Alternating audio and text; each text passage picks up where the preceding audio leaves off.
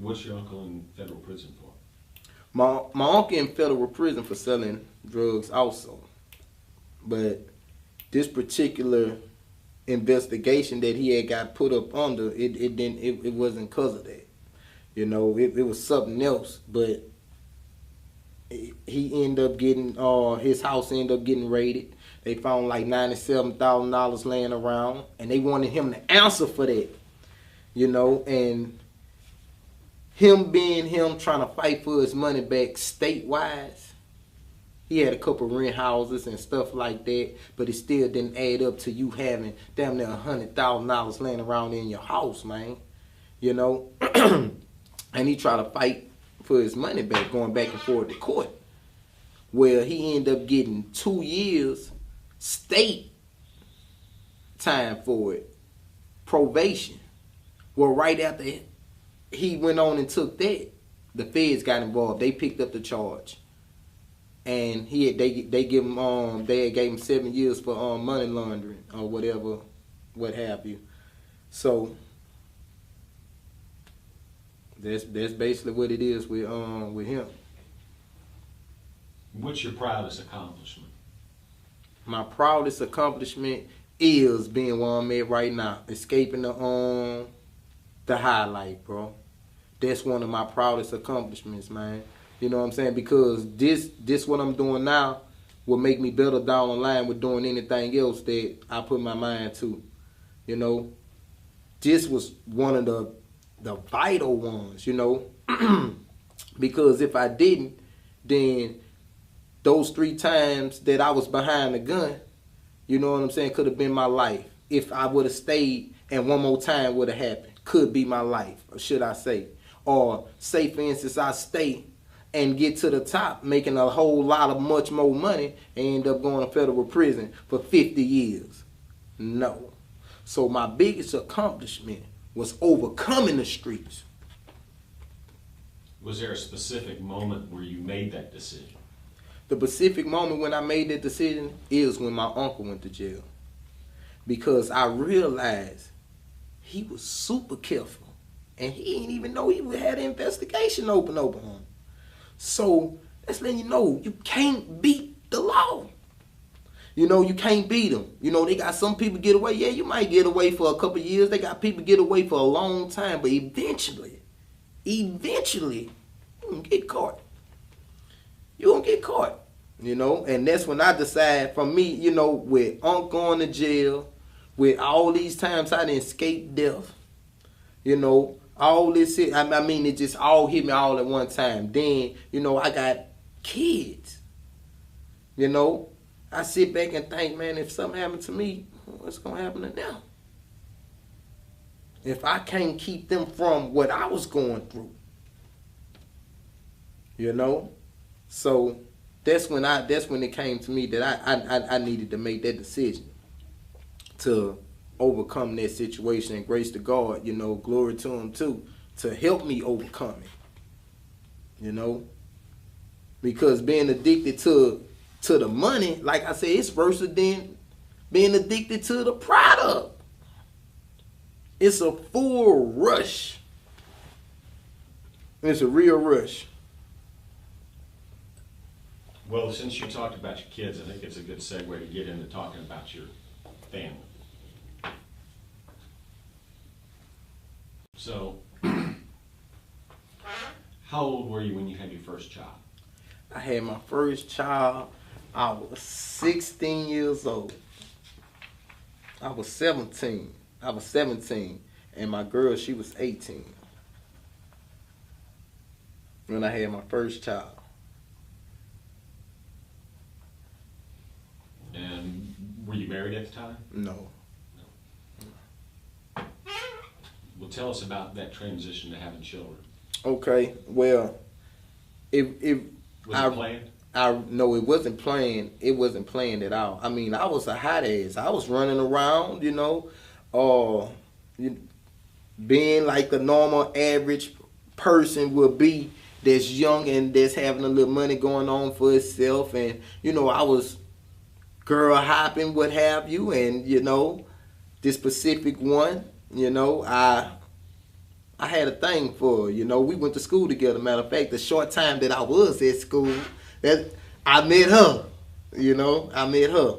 So once we had our child or whatnot, or once I found out that she was pregnant, that's when I knew, man, I got to get somewhere for her to stay at, you know. So I didn't want her for to be pregnant and, you know, still staying with her mom and things what have you, because, you know, I was staying, I had clothes at my mom's house, you know, but I was really in the streets. Yeah, I come home, take a shower, and, you know, I'm back out there. But once I found out she was pregnant, I knew, you know, right then and there that I had responsibility off top. Because like I told you, my uncle, we done had this conversation numerous of times. You know, so I knew I had to man up. And the first step of me manning up is I'm not going to have you walking around pregnant in your mama house. You need your own space. We needed our own space, so we got us a little apartment. And, you know, we started off there. That's where it all began at with kids. And what I say, a couple of years later, I had my second child. And me and their mom, we still together.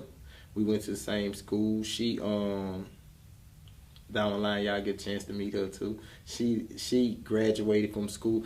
That's a friend that I can say graduated from school and went on with what she had to do, because she graduated and she got a nice job. She been working at the Baton Rouge clinic for like about 10 years, right, close to 10 years now. You know, so she's a pretty good girl, squared away. She good. And you know, I feel like all what I've been through is a way that I can keep my kids from making them same mistakes. That's why I say I don't have no regrets about what I've been through. Because if I had not been through what I done been through, then I couldn't show them the proper way. You know, and things for to keep them from coming from. You know? And me and my girl, we got basically the same concept on how we want to raise our kids. You know? And I'll let, you know, once we get down the line, she'll talk more too, you know, about how she was raised up, you know? Because it's not too far from the way I was raised up. You know? So, man, it's going to get deep. You heard me? It's going to get real deep. So, when you had the child, all your children were with the same mother? All my children are with the same lady. And you had 3 children? I have 3 kids. I haven't met your oldest. You haven't met my daughter. My daughter is my oldest. How old is she? She's 9 years old. There's your 9-year-old, junior. Junior 6, and I have a 2-year-old, and his name is Cameron. I have 3 kids. So, I mean, like I said, I'm glad that I went through what I went through, because I got 2 boys, and the boys is most of the ones that, you know, like to hang out with the wrong crowd and have little Billy Joe put a little bug in his ear, want to try something, and I can be the one that really experienced it and been through that, like, boy, you know what I'm saying?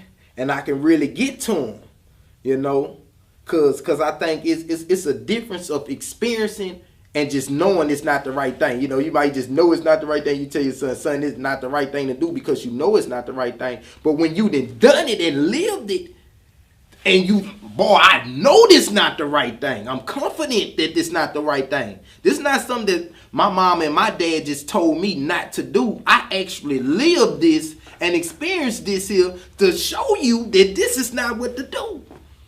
You know what I'm saying? So I feel like I'm glad, I'm appreciative for to go through that. For to share that, for to protect my sons from that.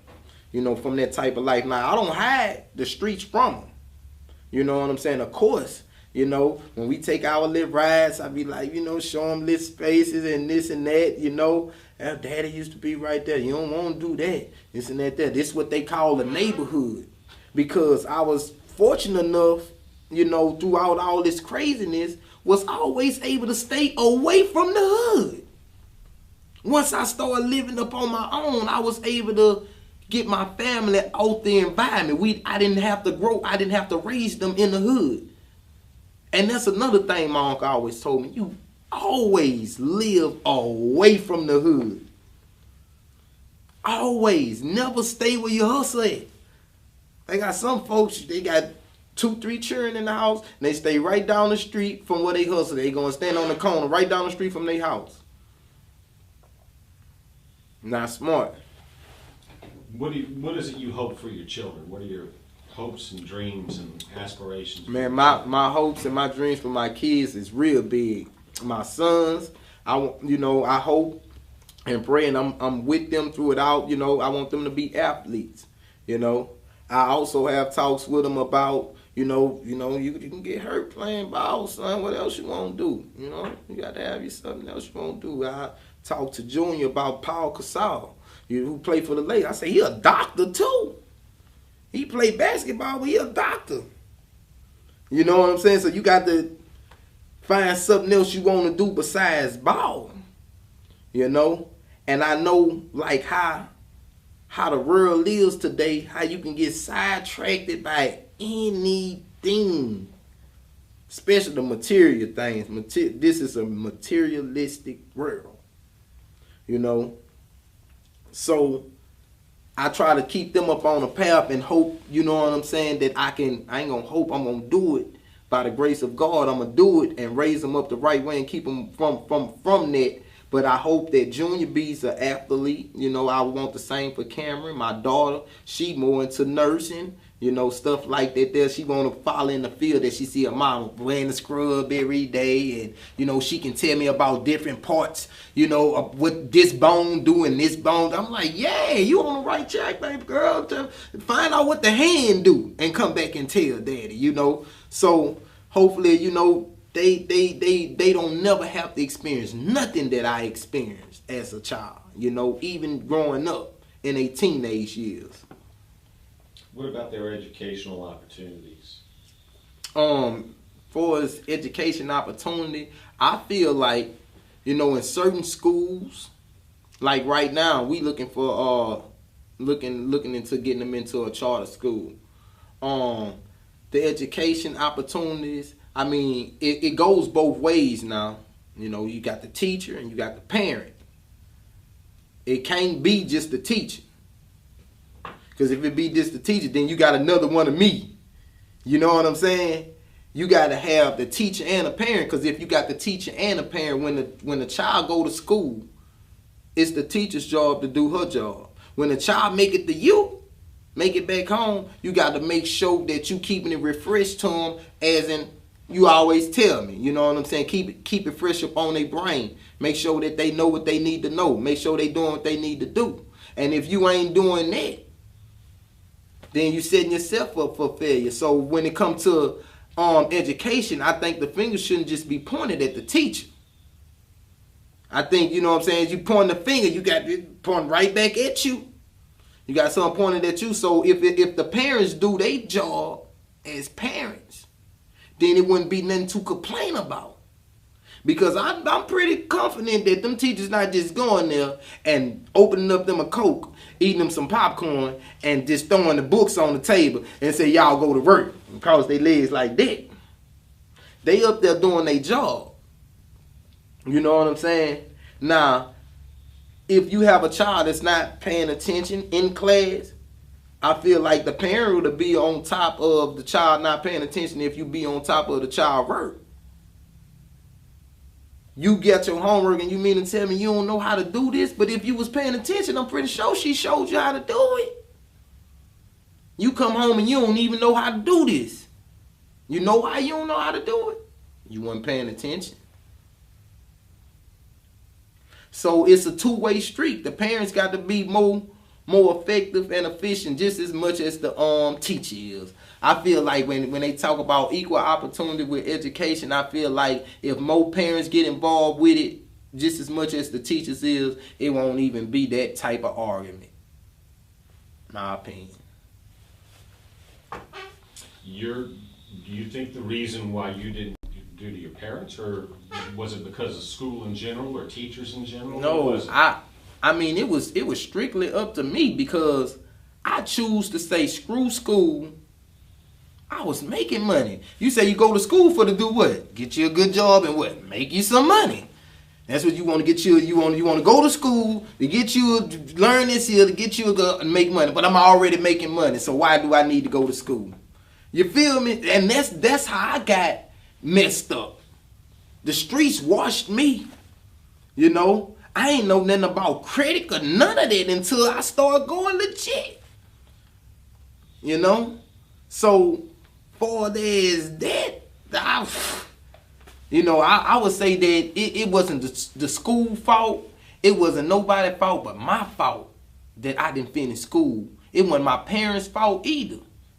You know, it wasn't my parents' fault. I think like if they would have been a little more, like, son, this and that there, you need to do this, do that. Like, mama, you get in trouble in school, elementary school, you get a whooping and stuff like that there. But, the more what you got to worry about when you make it to middle school. And by the time I made it to middle school, I was a man. Excuse me.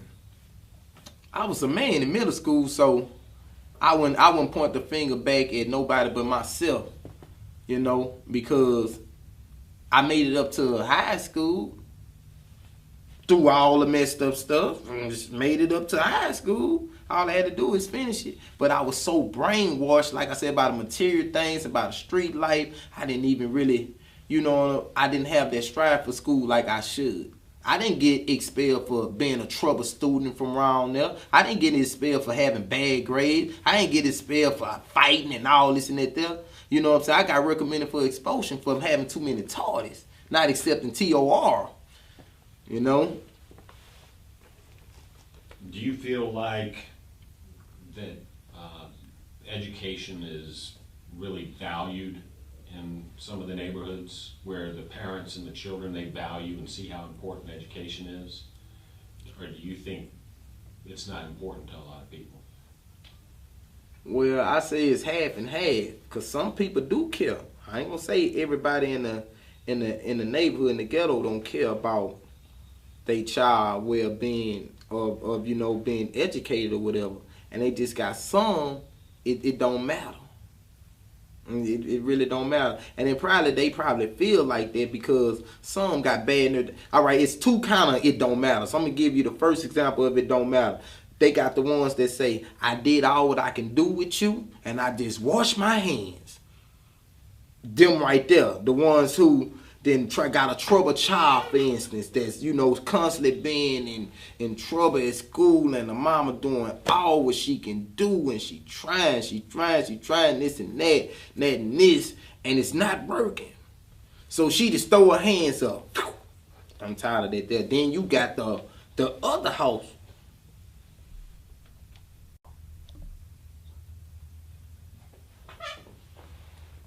Right. Where we was? The other half. The other half. Throw their hands up. Yeah. All right. The mother that's just beaten down, worn. She's tired. She did everything she can do, and this could be from a broken home too. Dad probably not around as much, or not around at all. Period. And she done all what she can do. So she just throw her hands up. And when she do that there, she throw her hands up with trying to make him do the right thing. That don't mean that she throw her hands up with loving him and being a mom to him. You know what I'm saying? So that means she gonna still have a place for him to stay. That means she still gonna give him a meal. She's, you can come and wash us, whatever. I still have a roof over your head. But I done tried my best I could with you with school and all this, and it seemed like you ain't getting it. So, hey, I throw my hands up. One lost. That one over with, Mama just didn't, hey. So then you got the other ones. Number two. That it's whatever. They partying. Probably young parents. They partying. Probably don't got the real principle of, they probably didn't make it through school. I'm gonna put it to it like that. They probably I ain't go no farther than what I went, but not thinking the way that I'm thinking. Oh, I ain't sending them children to school today. Y'all ain't got to go. And then the children grow up. You ever see one of them little bad little children walking around in a grocery store or something? They talking almost as grown as a grown up. That's the type I'm talking about. Cause they mama probably smoking in front of them, drinking in front of them, talking in negative ways that they don't need to get talked to in front of. You know, they basically just repeating what I seen, just on a whole nother scale. You probably ain't seen nobody, you know what I'm saying, all geeked up and stuff, but it's just as much as seeing your mama saying mother F for this and mother that came around talking about, you seen her at the club. You know what I'm saying? Especially if you got a girl, that's the way she probably want to grow up. You know what I'm saying? And the boy, he looking at it, that's the way that I guess these women is. He go find him a woman like his mom. You know what I'm saying? But you got the young parents who probably haven't had much of a parent in their life, and they have kids, you know, and they probably just being light up on their kids because, you know, it was being light up on them, because it's very, very few people that go through what I've been through and have a strong mentality of like, you know, I can't let them go through this here. You know, most young parents, instead of them being parents, if they haven't been having parents in their life, they won't be like a friend to their child. You get it, like more, girl, let's go do this and that there. She, you know, she like 7, 8 years old. You talking to her like she your friend. I don't want that type of relationship that I didn't have with my mama. But you couldn't talk to her. You couldn't tell her how you was feeling. You can talk to her and tell her how you feeling without you treating her like she a woman. And that's the other whatever. So it's like it's in between when it comes to them two there. Cause they got people, and that's just the whatevers. Now the people who do care is the ones that, boy, I brought you in this world, I'm gonna take you out, you going to school. Man, I ain't going to school. I ain't going to school. Well, you going to boot camp. You doing something. And as a person grow up, you go, man, mama, thank you. I see why you was trying to put me through this, because this world is crazy. You know, I see it's a big world up out there. You know, they do got them people that's, you know, that's around. Why they still left? Like, I always ask myself, Miss whatchamacallit been staying here for 30 years. Damn, why she stayed in this place for this long? You know, I always thought, you know, I look at it like that too. You know, why you ain't never try to get out? Who's gonna stand? And some people just afraid to get out. Just like, this is home for me. They scared of change. You know? But my whole concept of it, you got to get out. I want it out. Got to get out the hood. I'm not trying to stay in the hood. I want to get out the hood and try to help some more people get out the hood, and hopefully it can be, you know, a cycle. Like, I have people ask me all the time. They call me NEF in the neighborhood. They say, man, NEF, how you do it, bro? How you doing it, man? Because, man, what you telling me you making, man, now I could make it off of that. That's how they tell me. And I just tell them, man, I'm living, man. You know, a lot of stuff that used to matter don't matter no more. Once you get rid of all that there, then you'll start feeling the way that I'm feeling. But you can't just come walk in my shoes with the same mentality you got. It's a lot of change. It don't come overnight. You can't just take somebody and tell them, man, look, this gonna happen. They gonna have to go through some. So you know how you can tell a child, sit down, and they still get up and keep on running around? But if you tell them, all right, sit down, boy, and they get up and they run and they fall and bump their head, then they gonna know, I should have sat down. So meaning sometimes people got to go through something before they change, you know? So maybe my change was, you know, the death experiences and seeing a lot, you know, and didn't want to spend my life in prison and wanted to raise my kids right. Somebody else might got another reason, you know? It's each his own, and then you got to want to. A lot of people just don't want to. You know, they satisfied with the way that they live. comfortable, what I want to call it. Well, tell me about your the teachers, your children's teachers. My children's teachers at the school they going to now is pretty good. They pretty good. I stay in touch with them. My girls stay in touch with them too, and they pretty good. They pretty straight. My daughter kind of struggled a little bit, but that's because she was getting a little bit off of track, not paying attention, wanted to talk. I had to, had to be daddy. I had to, get her right or whatever. But for that's the teachers, they doing their job. I'm gonna never ever point the finger at the teacher unless I'm absolutely confident you ain't doing what you supposed to be doing, man. But I don't think that, I'm good with my kids' teachers. If I thought it was a problem, then, I would address it, but I don't think it's no problem. Now for this, I'm thinking maybe the charter school will be a little better.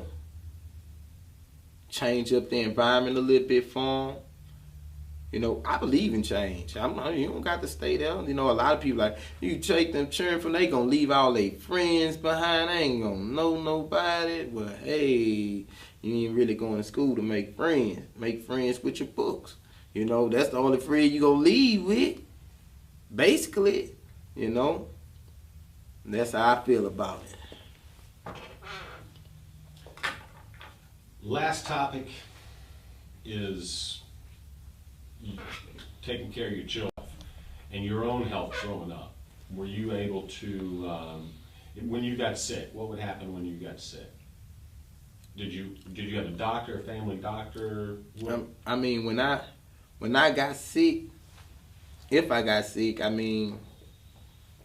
growing up, it didn't affect my kids because I was good. I can be sick and still make money. So it wouldn't affect me, and like as a family doctor or something like that, it wasn't routinely, no like checkups and stuff. Cut, man. I think my phone on. Somebody on it. Oh, sorry about that. But for as a family doctor, it wasn't nothing like that. You get sick, go to Baton Rouge General, go to the emergency room, get a huge ass doctor bill, and that was it. That was it. But me being sick never affected my kids or my bills from being paid or nothing like that there. Now for there's coming up with the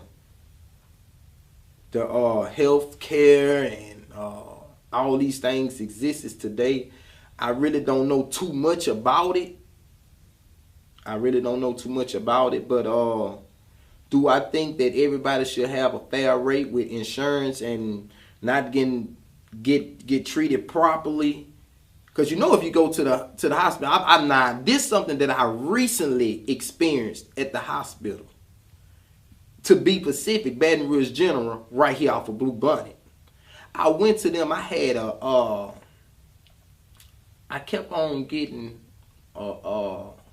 infection on the side of my face. I didn't know what it was. Hair, I don't know. All I know is a big old ball kept on coming right here. So I go to the doctor for it, and when I make it there and they find out that I ain't have no insurance, it's like the whole field changed. Like once they ask you all them questions in the front, like they get your medical history, and then you make it to the back. So the doctor you dealing with, they already basically know, do you have insurance or not? So the doctor comes to the back, she looks at my face, and she walks out. She comes back with a prescription. Just put some ointment up on it. I get the ointment, I'm like, oh shoot, that wasn't bad at all. Get the antibiotic ointment that she give me, and I guess it'll take the infection off, and that's it. But that's still the problem still occurred.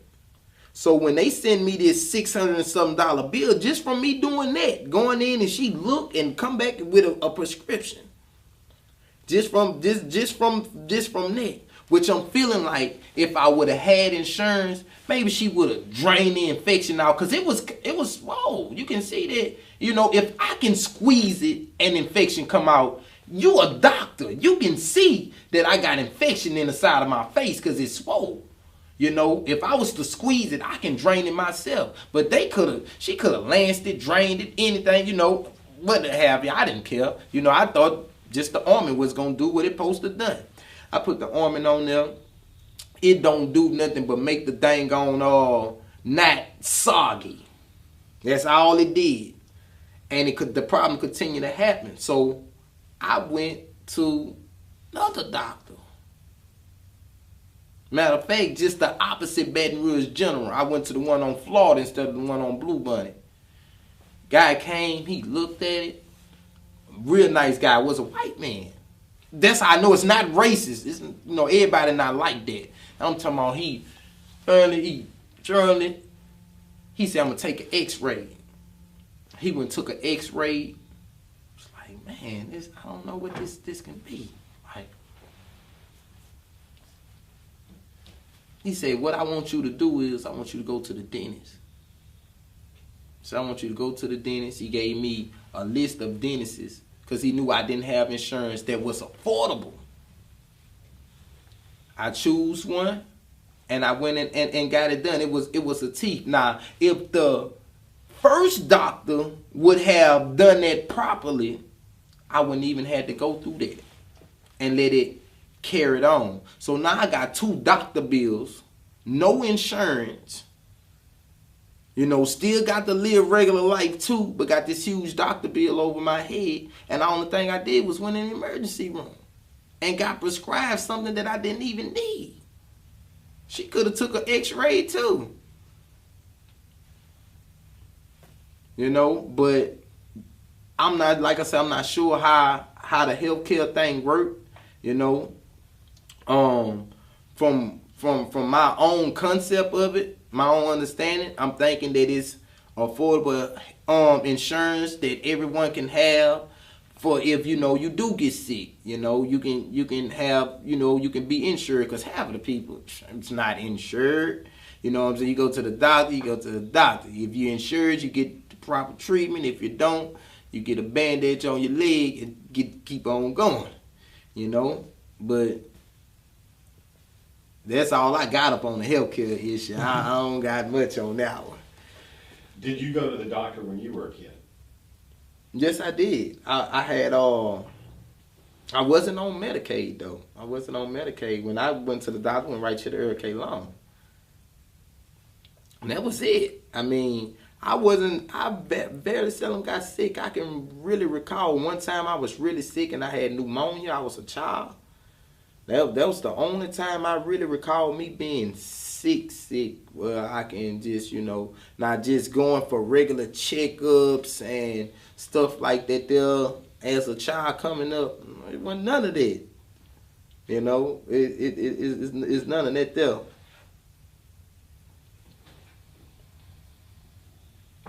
I'm at a point where I think we might have enough.